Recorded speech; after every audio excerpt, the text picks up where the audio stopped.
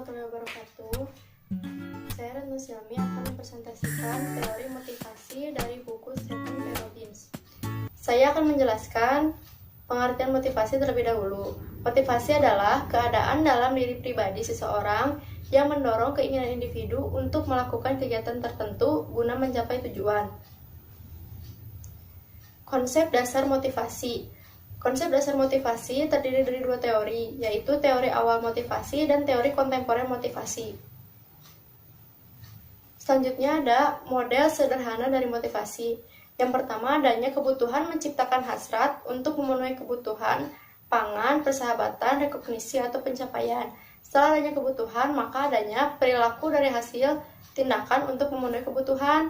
Setelah adanya perilaku, yaitu penghargaan kebutuhan terpuaskan, yaitu penghargaan intrinsik.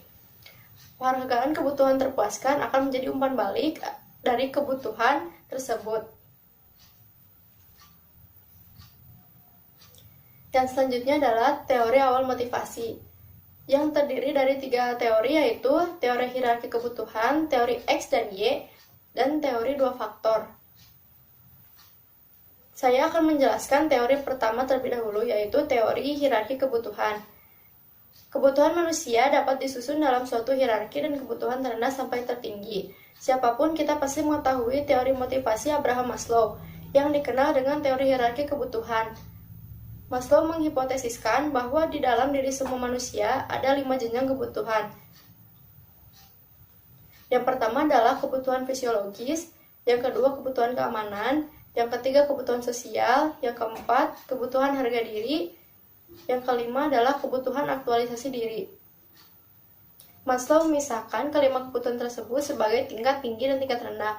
Kebutuhan psikologis dan kebutuhan akan keamanan digambarkan sebagai kebutuhan tingkat rendah dan kebutuhan sosial.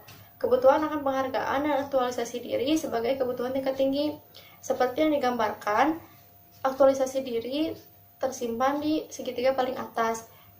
Dan selanjutnya penghargaan, lalu sosial, rasa aman, dan kebutuhan fisiologi. Teori yang selanjutnya adalah teori X dan teori Y. Douglas MacGregor mengemukakan 2 pandangan yang jelas berbeda mengenai manusia. Pada dasarnya satu negatif yang ditandai dengan teori X dan yang lain positif yang ditandai dengan teori Y. Menurut teori X, 4 pengandaian yang dipegang para manajer adalah sebagai berikut. Yang pertama adalah karyawan secara inherent atau tertanam dalam dirinya tidak menyukai kerja dan bila mana dimungkinkan akan mencoba menghindarinya.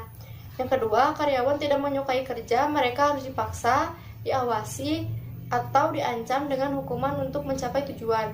Yang ketiga, karyawan akan menghindari tanggung jawab dan mencari pengarahan formal bila mana dimungkinkan. Yang keempat, kebanyakan karyawan menaruh keamanan di atas semua faktor lain yang dikaitkan dengan kerja dan akan menunjukkan sedikit saja ambisi. Selanjutnya adalah teori Y. Kontras dengan pandangan negatif ini mengenai kodrat manusia, MacGregor mendaftar 4 pengandaian positif yang disebutnya teori Y. Yang pertama, karyawan dapat memandang kerjasama wajarnya seperti istirahat atau bermain. Yang kedua, orang-orang akan menjalankan pengarahan diri dan pengawasan diri jika mereka komit pada sasaran.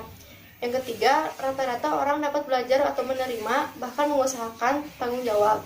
Yang keempat, kemampuan untuk mengambil keputusan inovatif, pembaruan tersebar meluas dalam populasi dan tidak hanya memiliki dari mereka yang berada dalam posisi manajemen. Yang selanjutnya ada teori 2 faktor. Teori 2 faktor kadang-kadang disebut juga teori motivasi hygiene. Dikemukakan oleh psikolog Frederick Herzberg. Dalam keyakinannya bahwa hubungan seorang individu dengan pekerjaannya merupakan suatu hubungan dasar dan bahwa sikapnya terhadap kerja dapat sangat menentukan sukses atau kegagalan individu itu. Dalam teori ini, terdapat beberapa faktor yang menimbulkan ketidakpuasan di kalangan karyawan. Yang pertama, kebijakan administrasi perusahaan. Yang kedua, pengawasan. Yang ketiga, hubungan dengan pengawas. Yang keempat, kondisi kerja. Yang kelima, gaji. Yang keenam, hubungan dengan rekan sekerja. Yang ketujuh, kehidupan pribadi. 8, hubungan dengan bawahan. Dan yang terakhir, status dan keamanan. Sementara, faktor yang sering memberikan kepuasan kepada karyawan yaitu tercapainya tujuan, pengakuan, pekerjaan itu sendiri, pertanggungjawaban, peningkatan, dan pengembangan. Teori yang selanjutnya adalah teori kontemporer tentang motivasi. Ada sejumlah teori kontemporer yang mempunyai satu hal yang sama, masing-masing mempunyai derajat dokumentasi pendukung sahih yang wajar. Teori kontemporer tidak harus berarti teori-teori ini baru-baru saja dikembangkan, tetapi karena teori-teori ini mewakili keadaan terakhir dewasa ini dalam menjelaskan motivasi karyawan. Teori kontemporer motivasi terdiri dari teori ARG, teori evaluasi kognitif, teori kebutuhan Maxwell, teori penetapan tujuan, teori penguatan, teori keadilan, dan juga teori harapan. Teori kontemporer motivasi yang pertama saya jelaskan adalah teori ARG. Alderfer berargumen bahwa ada 3 kelompok kebutuhan inti, yaitu eksistensi, hubungan atau relatedness, dan pertumbuhan atau growth. Jadi, teori ini disebut teori ARG. Kelompok eksistensi memperdulikan pemberian persyaratan eksistensi material dasar kita, mencakup butir-butir yang oleh Maslow dianggap sebagai kebutuhan pali dan keamanan. Teori ARG tidak mengendalikan suatu hierarki yang kaku, di mana kebutuhan yang lebih rendah harus lebih dahulu cukup banyak dipuaskan sebelum orang dapat maju terus. Misalnya, seseorang dapat mengusahakan pertumbuhan meskipun kebutuhan eksistensi dan hubungan belum dipuaskan, atau ketiga kategori kebutuhan dapat beroperasi sekaligus. Teori yang kedua yaitu teori kebutuhan Maxwell. Teori kebutuhan Maxwell berfokus pada 3 kebutuhan, yaitu prestasi, kekuasaan, dan afiliasi. Kebutuhan ini ditetapkan sebagai berikut. Yang pertama, kebutuhan akan prestasi. Yang kedua, kebutuhan akan kekuasaan. Yang ketiga, kebutuhan akan afiliasi. Kebutuhan akan prestasi seperti adanya dorongan untuk mengungguli berprestasi sehubungan dengan seperangkat standar, berusaha keras untuk sukses. Kebutuhan akan kekuasaan, kebutuhan untuk membuat orang lain berperilaku dalam suatu cara yang orang-orang itu tanpa dipaksa tidak akan berperilaku demikian. Dan jika kebutuhan akan afiliasi yaitu hasrat untuk hubungan antar pribadi yang ramah dan akrab.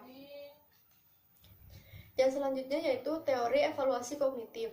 Peneliti barat mengemukakan bahwa diperkenalkannya ganjaran-ganjaran ekstrinsik seperti upah untuk upaya kerja yang sebelumnya secara intrinsik telah memberi ganjaran, karena adanya kesenangan yang dikaitkan dengan isi kerja itu sendiri, akan cenderung mengurangi tingkat motivasi keseluruhan.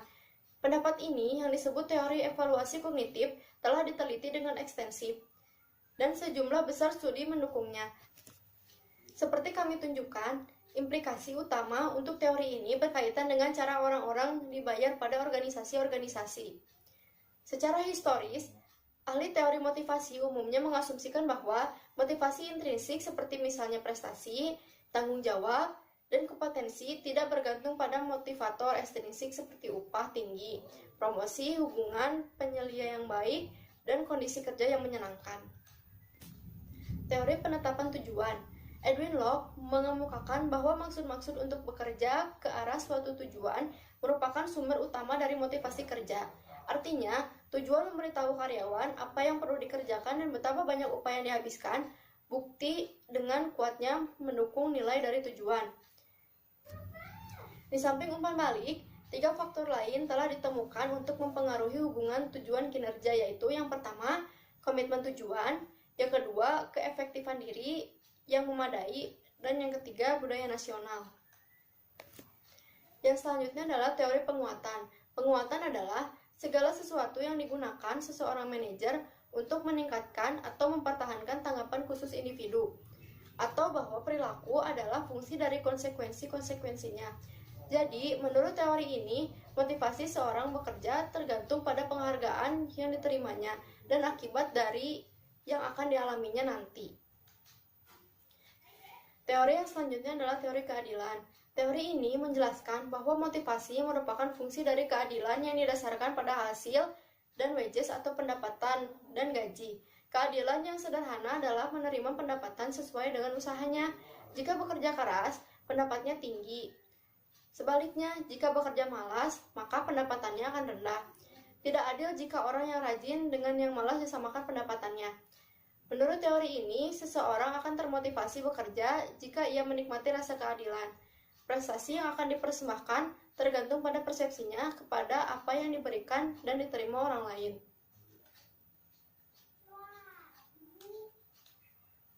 Ada 4 pembandingan acuan menurut Robbins yang dapat digunakan oleh seorang karyawan sehubungan dengan teori keadilan. Yang pertama, di dalam diri sendiri.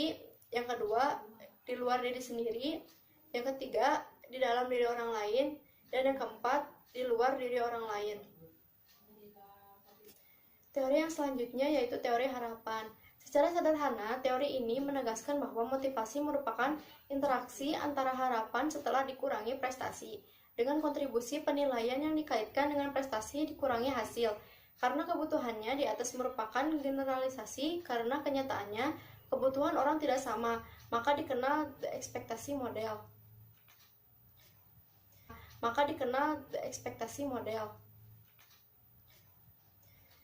Kunci untuk teori harapan adalah pemahaman tujuan-tujuan seorang individu dan keterkaitan antara upaya dan kinerja, antara kinerja dan ganjaran, dan akhirnya antara ganjaran dan dipuaskannya tujuan individual sebagai suatu model kemungkinan.